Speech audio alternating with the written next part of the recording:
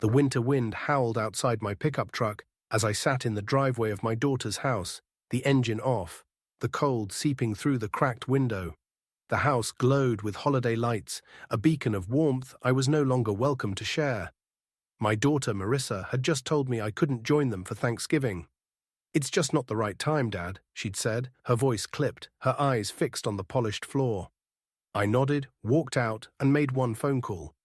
By December, their mortgage payments stopped. That was only the beginning of my plan. Pride had to be answered, and I was done being invisible. I sat on Marissa's suede couch, the kind that cost more than my monthly rent, and sipped the coffee she'd poured from a machine I'd bought when her husband, Nathan, decided their old one wasn't modern enough. The living room smelled of pine and vanilla, the air thick with the glow of their 9-foot Christmas tree, adorned with crystal ornaments that caught the firelight. "I could make my pecan pie for Thanksgiving," I said, my voice warm with memory. "The one your mom said was better than her aunt's. Remember how she'd sneak seconds when she thought no one was looking?" Marissa smiled faintly, her gold necklace glinting as she adjusted her scarf. Then her expression shifted, like a door closing. "Dad, I'm sorry, but you can't come for Thanksgiving this year." The words landed like a brick on my chest. I set my mug down, the ceramic clinking against the glass coffee table I'd paid for when Marissa complained their old one was too dated. "What do you mean?" I asked, my voice steady despite the tightening in my throat. Marissa's gaze flicked to the window where snow dusted the manicured lawn. "Nathan's family is coming, and they'd prefer a smaller gathering." My hands went cold. "Smaller," I echoed. "It's just simpler, Dad," she said, her voice shrinking with each word, as if she could make the hurt smaller too. "They have their traditions, wine pairings, classical music. It's their thing." I looked around the room, the oak bookshelves I'd funded when Nathan wanted a proper library. The wool rugs I'd covered when Marissa said the old ones didn't match her aesthetic. The recessed lighting that had eaten my savings when their electrician's bill came due. Every inch of this house carried my sacrifice, my love for my daughter, built piece by piece over 7 years. "Their traditions," I said slowly, "and where do I fit in those?" Marissa's shoulders hunched, her fingers twisting the edge of her scarf. "Maybe you could visit Aunt Linda, or we could do something after the holidays." After the holidays, as if family was a task to reschedule. I stood, my back stiff from years of carrying their weight. "I see." "Dad, wait," Marissa started, but I was already moving, past the framed photos on the mantel where my face was barely a shadow, past the hallway lined with Marissa's designer jackets, each one a silent tally of my generosity. "Marissa," I said, pausing at the door, "tell Nathan's parents to enjoy their wine." The November air stung my face as I stepped outside, the door clicking shut behind me, final as a verdict. Marissa's voice called my name once, then faded into the wind. In my truck, the heater sputtered against the cold as I drove through the quiet streets of Maplewood, New Jersey. Holiday lights twinkled in windows of homes where families gathered, places I no longer belonged. My phone buzzed, probably Marissa with an apology too late to matter. I ignored it, turning onto Birch Avenue, where memories of my late wife, Diane, lingered like ghosts. Diane, who'd believed family was worth any sacrifice, who'd have wept to see what we'd become. I'd been a fool, thinking my money could buy a place at their table. At a stoplight on Springfield Avenue, I watched a mother and daughter haul a turkey into their car, laughing, their faces lit with joy. That used to be Marissa and me, before Nathan, before I became a checkbook they didn't respect. The numbers spun in my head, $3,500 a month for 7 years. I'd stopped counting when the total broke my spirit to $94,000, more than Diane and I had saved for our retirement. The light turned green, and I pressed the gas, the truck's growl matching my rising anger. Walnut Street, where I'd refinanced our house, Diane's and mine, for their down payment. The banker had warned, "Mr. Bennett, this is a big risk for someone else's home." Not someone else's, my daughter's future. Orchard Road, where I'd taken a loan when Nathan's tech venture collapsed. "Just temporary, Dad," he'd said, while Marissa clutched her 1-200 handbag, measuring my love in dollars. I pulled into my driveway, the asphalt cracked from neglect, because every cent went to their dream life. My porch light flickered, another repair I'd delayed. Inside, the house was empty without Diane's laughter, without the family dinners we'd once shared. My phone rang, Nathan's name on the screen, probably ready to smooth things over with his corporate charm. I answered on the fifth ring, letting him stew. "Tom," he started, his voice dripping with false warmth, "I heard about the Thanksgiving mix-up." "Mix-up?" I leaned against my kitchen counter, still in my jacket. "You told me I'm not welcome. Look, my parents have a specific vibe, elegant, reserved. Your stories about roofing jobs, your loud laugh. It's not their scene. Not their scene. 7 years of funding their life, and I was too rough for their table. What scene is that, Nathan? The one where you eat my food but can't stand my presence." A pause. I heard Marissa in the background, her voice sharp. "It's about sophistication, Tom. My dad's a former CFO, my mom's a curator. They don't relate to your world. My world, the one that built my construction business from nothing, employed 50 people, paid for their marble countertops." "You mean the world that kept your heat on?" I said, my voice calm but sharp. "Don't twist this," Nathan snapped. "My parents expect a certain standard. Diane understood that she didn't overstep." My blood froze. "What did you say about my wife?" "She knew her place, stayed quiet. You could learn from her." My grip on the phone tightened. "We're done, Nathan. No more pretending we're family." I hung up, the silence clean and final. I opened the filing cabinet I'd ignored for years. Bank statements, loan agreements, 7 years of transfers that had drained me while they lived like royalty. $294,000 in mortgage payments, $60,000 for their down payment, $15,000 for their essential appliances.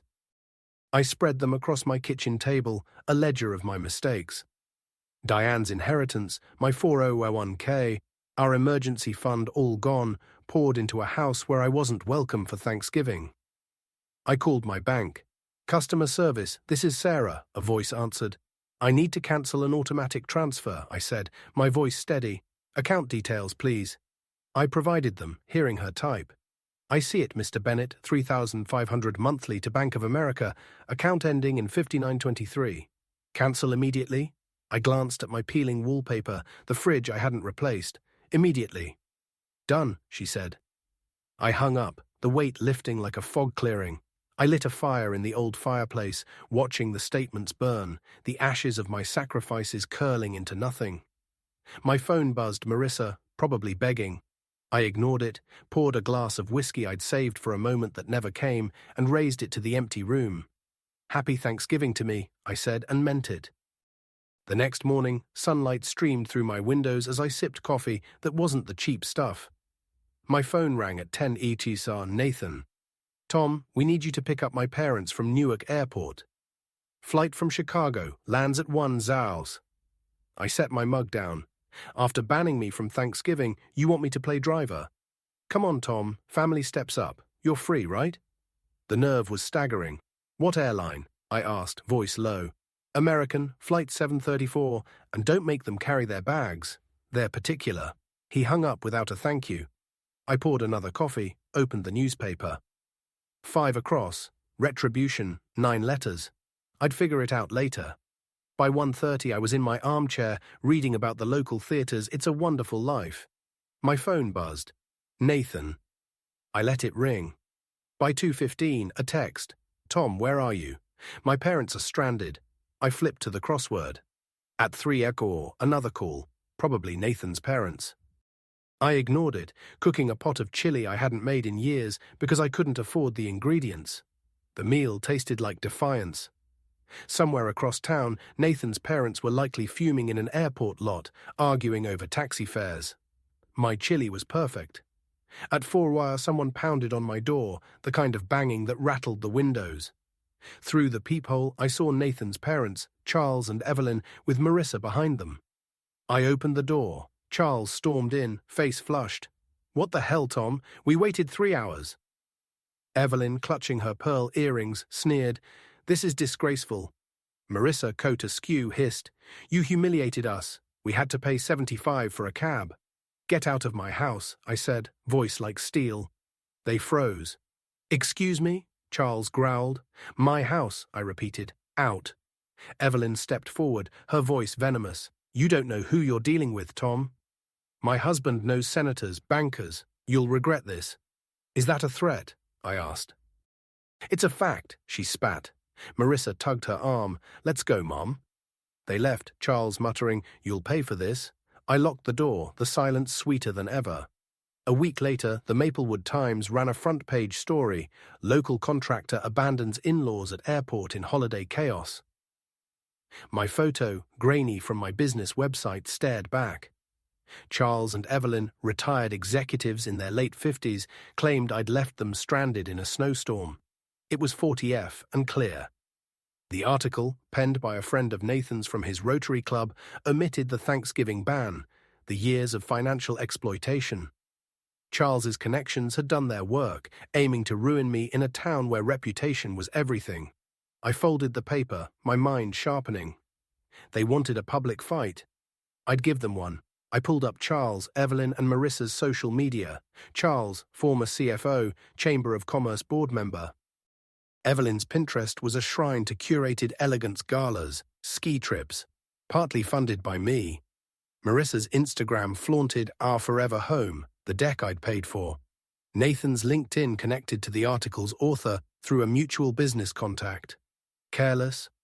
I compiled my evidence, 7 years of bank statements, $294,000 in mortgage payments, $60,000 down payment, $15,000 in appliances. Screenshots of Marissa's posts showing off my funded luxuries. The article, annotated with corrections exposing their lies. Thanksgiving was circled on my calendar, not for celebration, but for justice. Marissa's Instagram announced a dinner for 15 neighbors, club members, perfect witnesses. I printed 15 evidence packets, wore my best grey suit, and drove to their cul-de-sac at 6:30 p.m. The house glowed, cars packed the street. I walked in, briefcase in hand. Laughter stopped as faces turned. Marissa dropped her fork. Nathan paled. Charles and Evelyn froze. "Evening," I said, setting my briefcase on their walnut table. "Hope you don't mind me crashing." "Tom, leave," Marissa snapped. I pulled out a packet.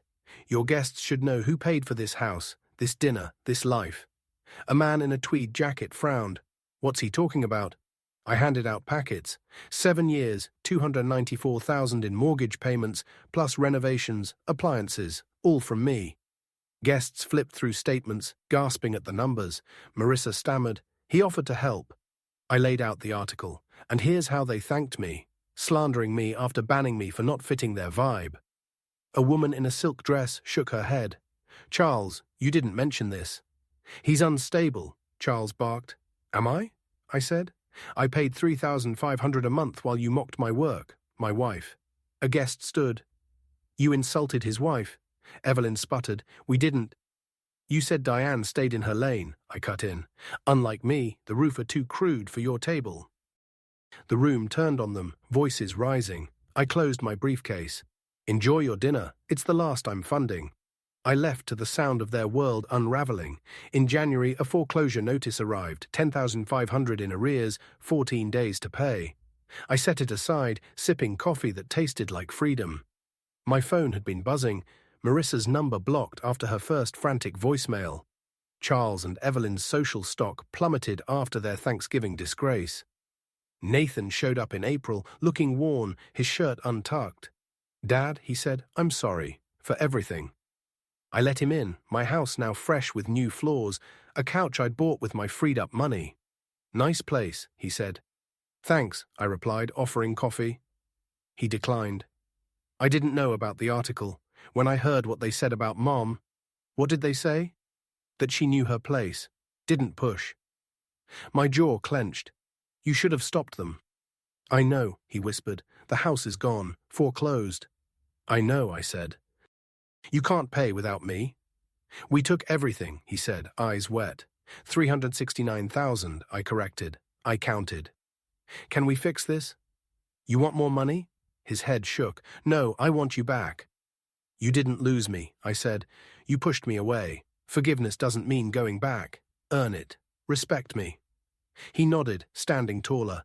"I was proud of you, standing up to them." "Good," I said. "Start there." After he left, I stepped onto my porch, whiskey in hand. Spring bloomed in Maplewood, new leaves, warm air. At 65, with Diane gone 10 years, I'd wasted 7 as their doormat. No more. My phone buzzed. Aunt Linda inviting me to a barbecue with her kids. Wouldn't miss it, I replied. Family was people who wanted you there. The whiskey tasted like freedom, and the future was mine to build.